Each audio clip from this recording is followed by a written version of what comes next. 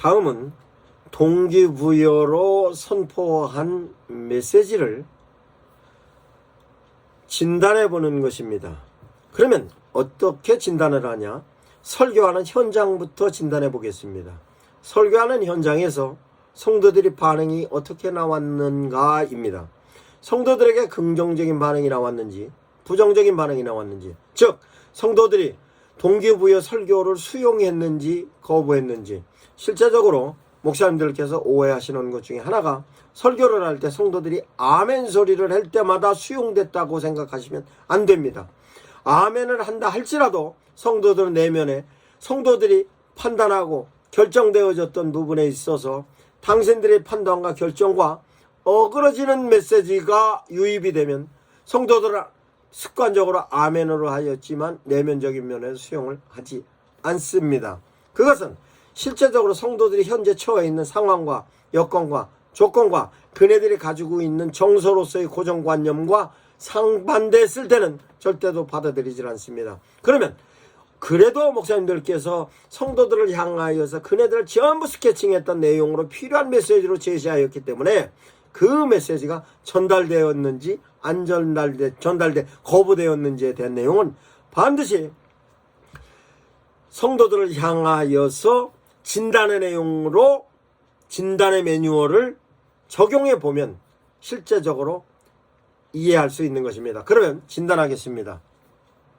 성도들을 향하여서 하나님의 메시지를 제시할 때 포커싱이 어떻게 되어 있습니까? 동기부여를 하였을 때 성도들을 향하여서 한 포커싱입니까? 아니면 인사이드로, 즉 교회 인사이드로 성도들을 향하여 한 것이었습니까? 교회 아웃사이드였습니까?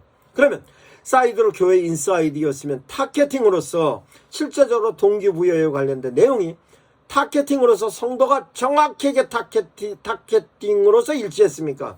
그 일치했던 내용이 동기부여가 직분으로서의 타겟팅이 정확했습니까? 역할로서의 타겟팅이 정확했습니까? 아니면 실제적으로 연령별로서의 타겟팅이 정확했습니까? 아니면 프로그램 콘텐츠로서의 타겟팅이 정확했습니까? 이 부분은 반드시 타겟팅이 정확하게 되었는가에 대한 내용을 목사님들께서 체크해 보셔야 할 것입니다. 그 내용은 설교할 때의 반응과 함께 그 내용을 설교 이후에 어떻게 실행해 가고 있는가에 대한 내용을 진단할 수 있는 것입니다. 그러면 타겟팅에 관련된 내용으로 그 타겟팅을 하기 위해서 실제적으로 목사님께서 동기부여로서의 목적과 내용에 관련된 내용을 하나님의 메시지로 선포하였을 때 그 성도들이 정확하게 스케칭이 되었는가? 예를 들어서 콘텐츠 예배로 드렸을 때의 동기부여로서 성도들에게 제시하였을 때 그게 연령별로 정확하게 타겟팅이 되고 스케칭이 되었는가? 직분별로 정확하게 타겟팅이 되고 스케칭이 되어 데이터를 갖고 있는가? 아니면 역할별로, 아니면 직분별로 정확하게 스케칭이 돼서 그 데이터를 갖고 데이터에 맞춰졌던 동기부여의 설교인가? 그 동기부여의 내용이 맞았는가?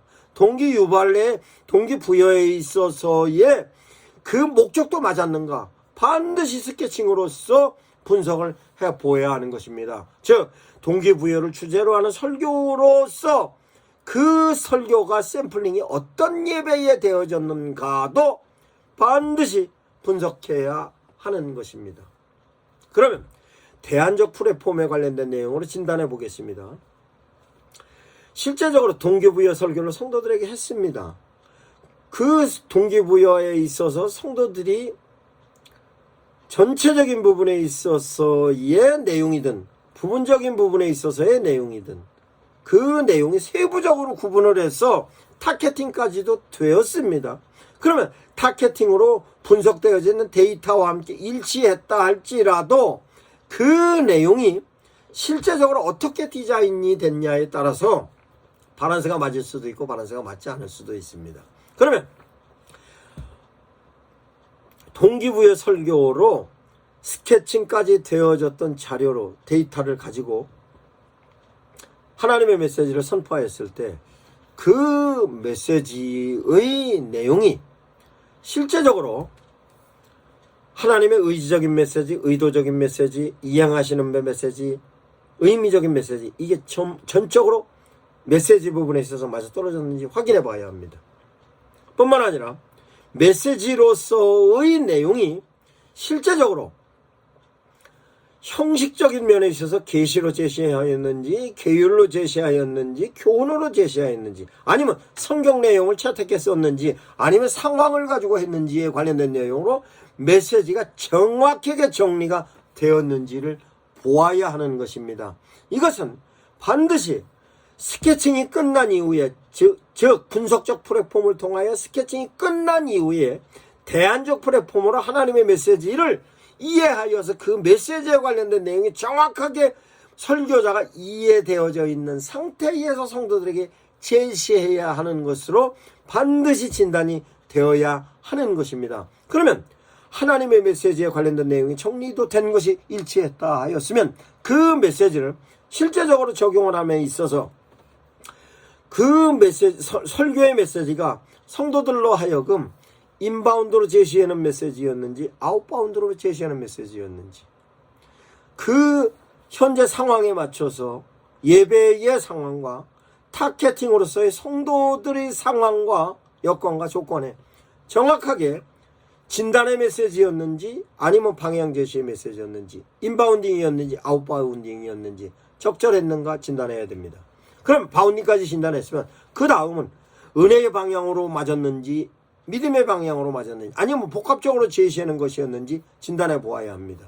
그러면 그 부분까지도 진단이 끝나면 다음에는 프레임으로 적절한 구성이 되었는지에 대한 내용으로 실제적으로 프레임은 하나님의 은혜의 방향으로 초월적인 은혜인지 실존적인 은혜인지, 믿음의 방향으로 사유적인 믿음이었는지 실천적인 믿음이었는지에 관련 내용이 프레임으로 정확하게 구성이 돼서 성도들에게 전달 효과를 높일 수 있었는지에 관련된 내용으로서 성도들이 이해했는가에 대한 내용입니다. 그러면 프레임까지도 구성을 했으면 그 다음은 패턴입니다. 패턴이 세부적인 부분에 있어서 목적을 결단의 목적으로 하였는지 아니면 변화의 목적으로 하였는지 아니면 유지의 목적으로 하였는지 아니면 성장의 목적으로 하였는지 세부적인 부분에 있어서 이런 부분이 패턴으로 정리가 되었는지, 패턴으로 정리되는 것이 목적적 패턴으로 정리가 됐으면 다음은 설교를 함에 있어서의 설교를 제목 설교로 했는지 본문 설교로 했는지 인문 설교로 했는지 사건 상황 설교로 했는지 이와 관련된 것은 이 진단의 초반부에 설교에 있어서 제목은 어떻게 할 것이고 본문은 어떻게 할 것인가에 대한 전제로 했습니다. 이 내용은 제목은 어떻게 선정을 해야 하는 것이 효과적인가에 대한 내용을 후에 제목을 설정하는 데 대한 플랫폼의 개념으로 다시 설명을 합니다. 뿐만 아니라 본문을 채택하는 데 대해 있어서도 본문을 채택하는 데 대한 플랫폼의 개념으로 후반부에 다시 설명을 합니다. 일단 개념적인 부분에 있어서 본문 설교냐 제목 설교냐 사건 설교냐 상황 설교냐를 설교의 유형으로 채택하고 그 채택되어졌던 유형에 따라서 설교를 통하여서 성도를 감동을 통하여서 동기부여를 할 것인지, 설득을 통하여 동기부여를 할 것인지, 선동을 통하여 동기부여를 할 것인지, 아니면 교육을 통하여서 동기부여를 할 것인지에 대한 내용이 설교의 원고적인 부분에 있어서 정확하게 진단이 되어졌는가에 대한 내용을 반드시 점검해 보아야 하는 것입니다. 뿐만 아니라 설교에 있어서 전달하는 데 있어서 스피칭은 정확했는가, 스피칭에 있어서 말의 속도는 정확하게 맞았는가, 뿐만 아니라 힘을 어떻게 주었는지 맞았는가, 아니면 실제적으로 설교를 함에 있어서 피칭으로서는 어떤 단어를 썼고 어떻게 명제화시켰고 어떻게 스토리화시켰다 하는 것에 대한 내용이 적절했는가, 거기에 따라서 실제적으로 성도들이 설교를 듣는 데 있어서 실제적으로 힘들게 듣지는 않았는가, 쉼표는 어디에 찍었고 숨을 어디에서 호흡을 했는가에 대한 내용으로 전체적인 내용이 정리가 됐고, 거기에 따라서 내가 포인트를 쓰는 데 있어서 그 포인트를 실제적으로 내가 설교에 있어서의 포인트 하나를 내가 바운드에 포인트를 뒀는가, 아니면 내가 로드맵 포인트를 뒀는가, 아니면 목적의 포인트를 두었는가, 아니면 실제적으로 하나님의 메시지 포인트를 뒀는가, 이 포인트에 관련된 내용을 내가 적절하게 사용했는가, 아니면 스피칭으로서 포인트를 뒀는가, 이 포인트에 관련된 내용이 적절했는가에 대한 내용을 반드시 진단으로 점검해 보아야 합니다. 그리고 이와 같은 데 대한 내용으로서 하나님의 메시지를 선포했을 때의 타이밍이 주일 낮 예배에 맞았는가, 오후 예배에 맞았는가, 수요 예배, 금요철 예배, 새벽 예배, 아니면 현장에 나가서의 다른 현장에서의 설교로서 타이밍이 맞았는가, 타이밍에 있어서도 포인트를 어느 타이밍에 썼는가가 적절하게 진단이 되어야 하는 것입니다. 이렇게 진단을 하십니까?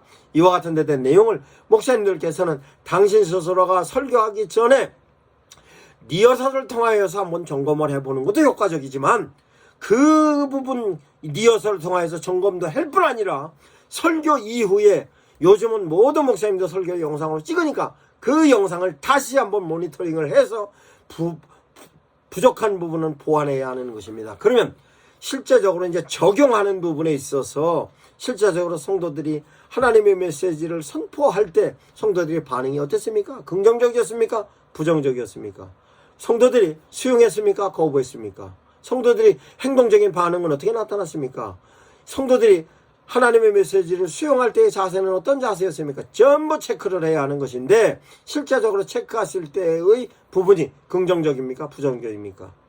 부정적이면 부정적인 대로 진단을 해야 보완해야 합니다. 긍정적이었으면 다시 그 부분에 있어서 보다 효과적으로 성장시켜야 합니다. 그러면 현장에서의 설교 진단과 함께 성도들이 어느 정도가 수용이 됐는가에 대한 진단을 해야 하는 것입니다. 성도들이 수용이 됐을 경우는 하나님의 자녀로서의 아이덴티티가 형성이 됐습니다. 그 아이덴티티가 형성되어졌던 내용을 여러 가지 프로그램을 통해 확인할 수 있습니다. 그 내용도 제가 추후에 다시 설명을 하겠습니다.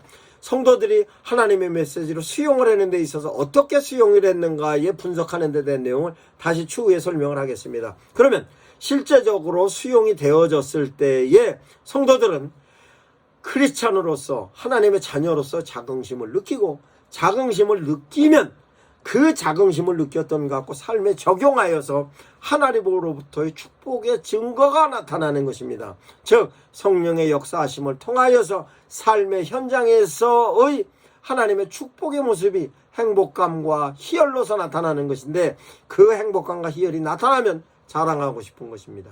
그 자랑하고 싶은 것이 교회 내면적인 면에 있어서는 양육으로 나타나는 것이고, 교회 외면적인 부분으로서는 전도로 나타나는 것입니다. 즉 목사님의 동기부여의 설교가 성도들로 하여금 동기부여하게 하는 메시지의 매뉴얼로서 워케이션 자료가 되는 것입니다. 이와 같은 데 된 내용을 목사님들께서는 반드시 점검하시고 진단하셔야 합니다. 그러면 이와 같은 데 된 내용이 실제적으로 성도들은 스스로가 목사님의 동기부여를 통하여서 자기 스스로가 동기부여가 됐지만, 당신 스스로와 함께 주변 사람을 동기부여를 할 수 있는 인플루엔서가 되는 것입니다. 그 내용을 교회에서는 양육자로 인플루엔서가 되고, 가정에서는 가정에서로서의 인플루엔서 뿐만 아니라 직장에서는 직장에서, 사회에서는 사회에서라도 인플루엔서가 되는 것으로, 교회 인사이드로서는 양육자가 되는 것이고, 교회 아웃사이드로는